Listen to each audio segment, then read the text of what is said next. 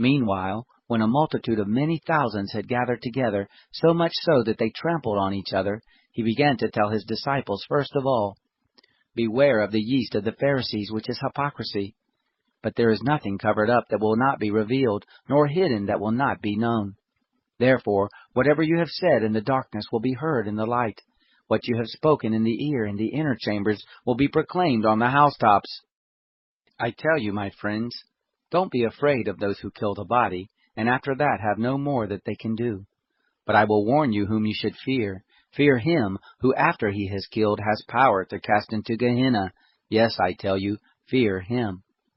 Aren't 5 sparrows sold for 2 asaria? Not one of them is forgotten by God, but the very hairs of your head are all numbered. Therefore don't be afraid. You are of more value than many sparrows. I tell you, everyone who confesses me before men, him will the Son of Man also confess before the angels of God. But he who denies me in the presence of men will be denied in the presence of the angels of God. Everyone who speaks a word against the Son of Man will be forgiven, but those who blaspheme against the Holy Spirit will not be forgiven.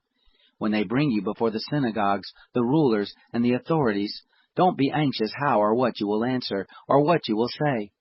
For the Holy Spirit will teach you in that same hour what you must say. One of the multitude said to him, Teacher, tell my brother to divide the inheritance with me. But he said to him, Man, who made me a judge or an arbitrator over you? He said to them, Beware. Keep yourselves from covetousness, for a man's life doesn't consist of the abundance of the things which he possesses. He spoke a parable to them, saying, The ground of a certain rich man brought forth abundantly. He reasoned within himself, saying, What will I do, because I don't have room to store my crops? He said, This is what I will do. I will pull down my barns and build bigger ones, and there I will store all my grain and my goods. I will tell my soul, Soul, you have many goods laid up for many years. Take your ease, eat, drink, be merry. But God said to him, You foolish one, tonight your soul is required of you. The things which you have prepared, whose will they be? So is he who lays up treasure for himself, and is not rich toward God. He said to his disciples, Therefore I tell you, don't be anxious for your life, what you will eat, nor yet for your body, what you will wear. Life is more than food, and the body is more than clothing. Consider the ravens. They don't sow, they don't reap. They have no warehouse or barn, and God feeds them. How much more valuable are you than birds? Which of you, by being anxious, can add a cubit to his height? If then you aren't able to do even the least things, why are you anxious about the rest? Consider the lilies, how they grow. They don't toil, neither do they spin. Yet I tell you, even Solomon in all his glory was not arrayed like one of these. But if this is how God clothes the grass in the field, which today exists, and tomorrow is cast into the oven, how much more will he clothe you, O you of little faith? Don't seek what you will eat, or what you will drink, neither be anxious. For the nations of the world seek after all of these things, but your Father knows that you need these things. But seek God's kingdom, and all these things will be added to you. Don't be afraid, little flock, for it is your Father's good pleasure to give you the kingdom. Sell that which you have, and give gifts to the needy.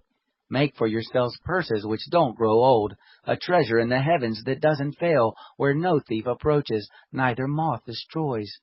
For where your treasure is, there will your heart be also. Let your loins be girded, and your lamps burning. Be like men watching for their Lord, when he returns from the marriage feast, that, when he comes and knocks, they may immediately open to him. Blessed are those servants whom the Lord will find watching when he comes. Most assuredly I tell you that he will dress himself and make them recline, and will come and serve them.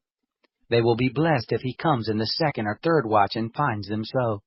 But know this, that if the master of the house had known in what hour the thief was coming, he would have watched, and not allowed his house to be broken into. Therefore be ready also, for the Son of Man is coming in an hour that you don't expect him. Peter said to him, Lord, are you telling this parable to us, or to everybody?